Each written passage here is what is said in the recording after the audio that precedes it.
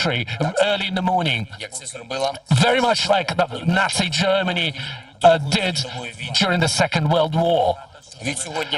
As of today, countries on the different side of the world divide. Russian Federation is on the evil side, but a lot depends on the Russian people. The citizens of Russia will be choosing which path they are personally.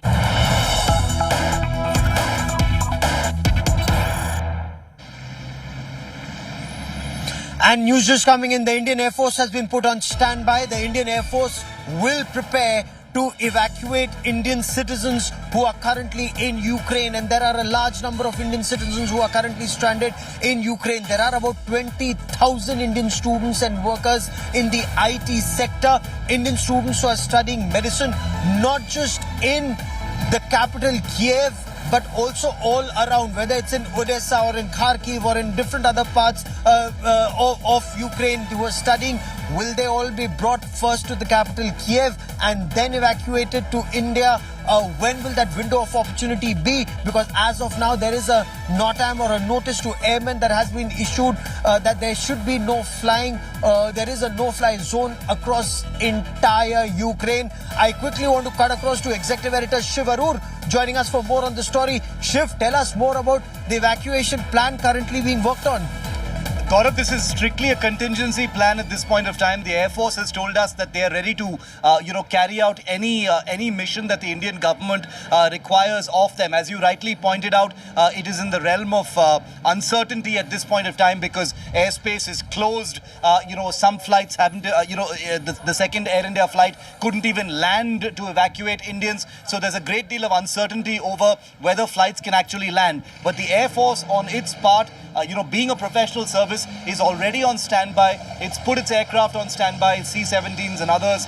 So should the Indian government require an air evacuation, should in the next few hours or days the airspace become open in Ukraine, then the Air Force can react at very, very short notice and get aircraft into the air to go to Ukraine to bring back Indians. So that is the contingency plan right now. The Indian Air Force has had a lot of experience even recently during the air evacuation from Afghanistan. The situation isn't as bad just yet. Hopefully it doesn't get that bad in Ukraine. But air bridges, international air bridges to bring Indians back, is par for the course as far as the Indian Air Force is concerned. And they have confirmed to me that they're very much prepared to carry out any missions that they're ordered to do by the Indian government. So they very much are on standby for short notice evacuation if required.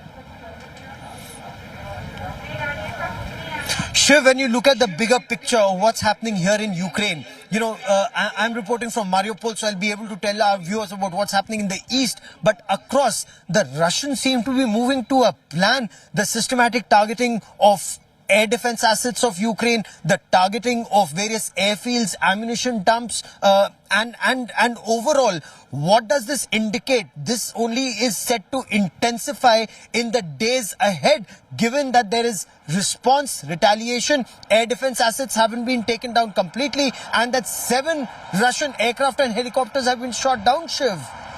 A great deal of, claims and counterclaims are exploding on both sides, Gaurav, and we are the only channel, that isn't taking many of these claims at face value. There are other channels that are, lapping up all these extravagant claims being made by both Ukraine and Russia and looking pretty foolish, if you ask me. But there's a reason why everyone's watching India today, and that's because, we're reporting the facts. War is too sensitive an issue, to have half-baked information out on, and that's the reason why you're on the ground as well. But you're right when you say things are moving to a script. The Russians have been extremely insistent to correct those calling this entire exercise an invasion. They say there are no boots on the ground. What is being conducted are standoff military strikes using missiles and air power on particular military sites. They're also emphasizing that no collateral damage is being seen on the ground, that they're being careful not to attack sites which are close to civilian establishments. But you've seen the Mariupol aircraft in flames, Gaurav, after it was bombed earlier today. Shelling has taken place. There's definitely a great deal of damage that has already happened. What President Putin's endgame is remains to be seen. bringing Ukraine to the negotiating table, abandoning plans of joining the NATO. There are so many possibilities, but they are also extreme, and these are still early hours. Remember, there is an assessment that these are only the early days of what could be an extended conflict. What appears to be an extended conflict, because as you can hear behind us, I mean, every little while you hear an explosion. At times you hear a volley of explosions, and Shiv, you wonder whether these are those grads that are going off or artillery guns going off in quick succession, one after the other. But certainly a massive intensification.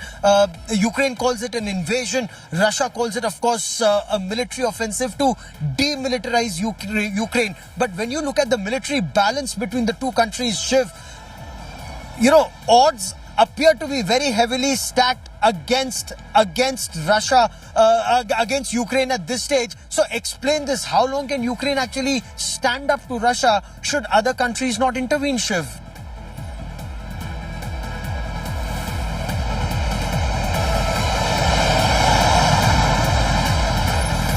Give me a moment as I try and re-establish that link. Also news coming in that there has been some fresh firing or bombing that's been reported around Kyiv. I quickly want to cut across to Maria joining us from Kyiv. Maria, what more can you tell us? Reports of these fresh explosions that have been heard? So yes, no sounds of explosion heard for now, but there are the surfacing of new pictures of fire and smoke over the region of Podil. This is a region close, a district close to the city center in Kyiv. So we see the pictures with this fire tail of smoke going all over above the Dnipro River. And for now, there were no official reports about what it is exactly. So we are yet to verify this information. What exactly is this? Was it a strike or any other type of bombing, of shelling, or other activity of the enemy?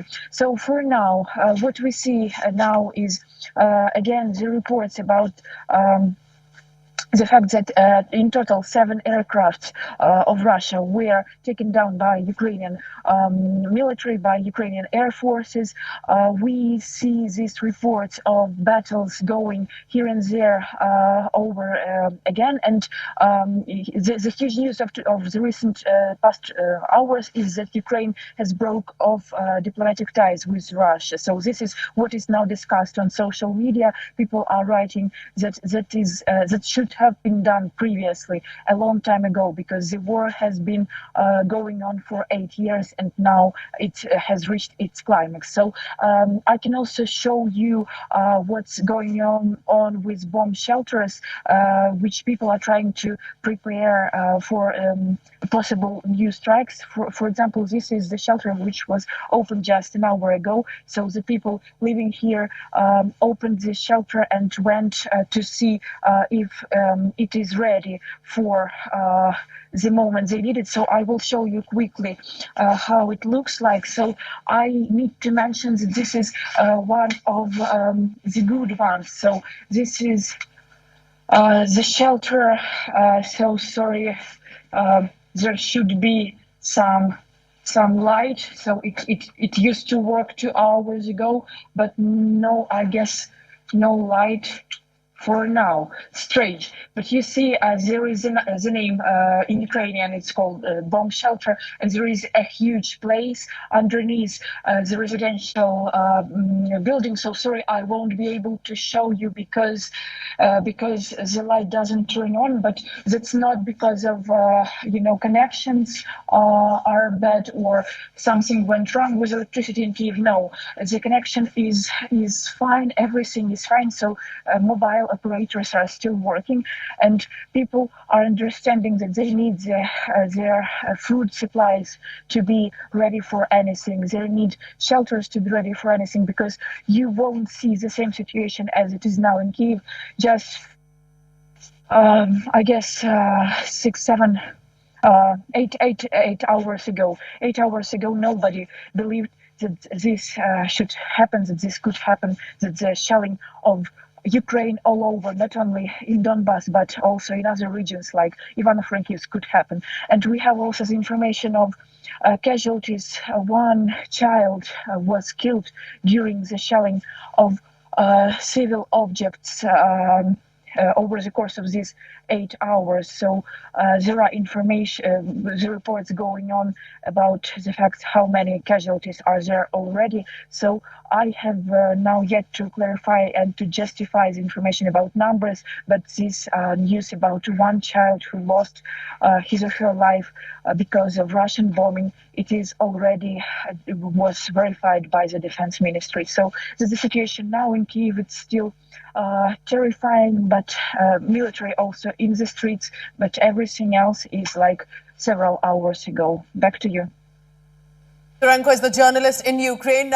Maria, you were showing us just a short while ago a sort of a bunker that appears to have been prepared. And while you were showing us, that basically reflects the ground situation.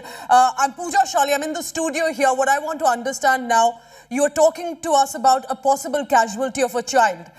What is the current status on the ground with regard to people? We saw people in distress, in panic while there are explosions happening.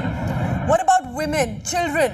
What about supermarkets, essential items that they will now require? And there is so much uncertainty right now on the ground. What are you picking up about citizens around you? How are they preparing? Because these bunkers may not be readily available for many of them. Yes, right.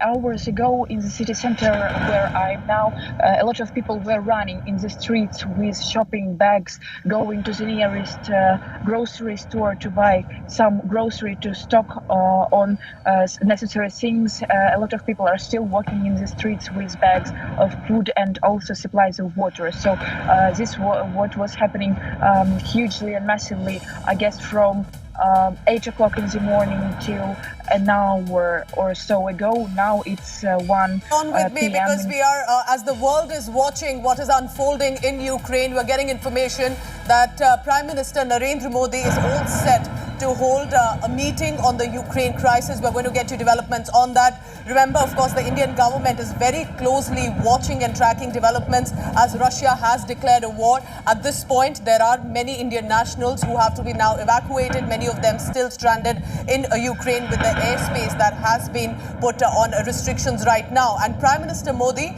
is all set to be in a short while hold a meeting, and it will include, of course, the top of the government. It will have the defense minister, the home minister, and all important figures and ministers will be there in this meeting. In just a short while, I'm going to connect with our reporters on the ground. Finance Minister, National Security Advisor Ajit Doval will also be participating in this meeting. This is an emergency meeting that has been called, and it will begin in just a short while. That Prime Minister Modi will be holding on how India needs to possibly react, which is already closely watching since today morning that the developments are unfolding. And as we stay with this big news, remember, for Ukraine, it was a morning that every citizen dreads. For Ukrainians, the nightmare is now actually a living reality. Remember, Russia is already at its eastern border, shelling in border areas, while Ukrainians in other